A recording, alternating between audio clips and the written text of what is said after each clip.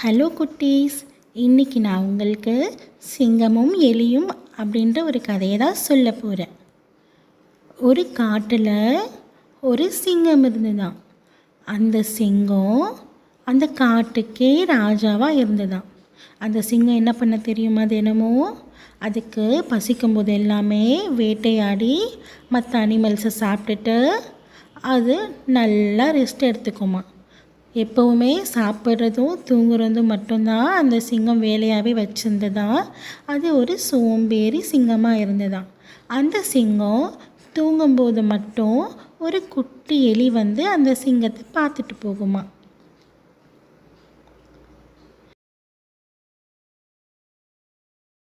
ஒரு நாள் சிங்கம் ரொம்ப டயர்டாகி தூங்கிட்டு இருக்கும்போது சிங்கத்தை பார்க்க மறுபடியும் அந்த குட்டி எலி வந்துதான். சிங்கராஜா, நல்லா தூங்குறீங்களா? தூங்குங்க தூங்குங்க. இன்றைக்கி நான் உங்களை பார்த்துட்டு போக மட்டும் வரல, இன்றைக்கி நான் உங்கள் மேலே ஏறி விளையாடிட்டு போக போகிறேன் அப்படின்னு சொல்லிட்டு ஜாலியாக விளையாட ஆரம்பித்ததான். நான் விளையாட போகிறேன், சறுக்கு மரம் விளையாட போகிறேன் அப்படின்னு பாடிக்கிட்டே சிங்கத்து மேலே ஏறி சறுக்கி சறுக்கி விளையாடிட்டு இருந்ததான். டெங்கே டெங்கே டே டெங்கே டெங்கே டெங்கே டே டெங்கே டெங்கே டெங்கே டே டெங்கே அப்படின்னு விளையாடிக்கிட்டே இருந்ததான். எலி விளையாடும்போது சிங்கராஜாவுக்கு ரொம்ப டிஸ்டர்ப் ஆகிடுச்சான்.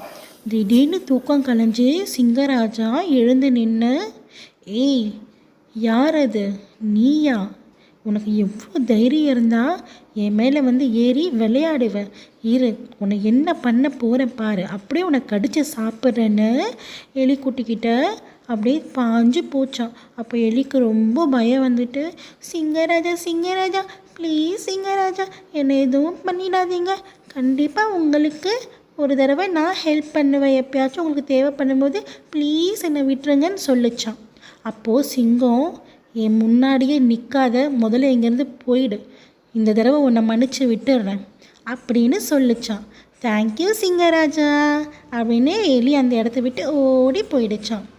இன்னொரு நாள் சிங்கராஜா நல்லா படுத்து ஒரு பெரிய மரத்துக்கு கீழே தூங்கிட்டு இருந்ததான். அந்த நேரத்தில் சிங்கராஜாவை வேட்டையாடுறதுக்கு ஒரு வேடன் வந்து மரத்து மேலே ஒளிஞ்சு உட்காந்துருந்தானாம். வேடன்னா யாருமா? ஹண்டர். Very good. அந்த வேடன் என்ன பண்ணானா, சிங்கத்துக்கு மேலே ஒரு பெரிய நெட்டை போட்டுட்டானாம். சிங்கராஜாவுக்கு தூக்கத்தில் தெரியவே இல்லையா.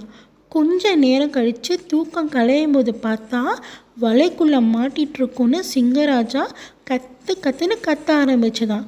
அந்த நேரத்தில் அந்த வழியாக வந்த அந்த எலிக்குட்டி, சிங்கராஜா சிங்கராஜா பயப்படாதீங்க, நான் உங்களுக்கு காப்பாற்ற வந்துட்டேன், நான் இப்போவே உங்களை காப்பாற்றிடுறேன்னு அதோடைய ஷார்ப்பான பல்லை வச்சு அந்த நெட்டையெல்லாம் கடிச்சிடுச்சான்.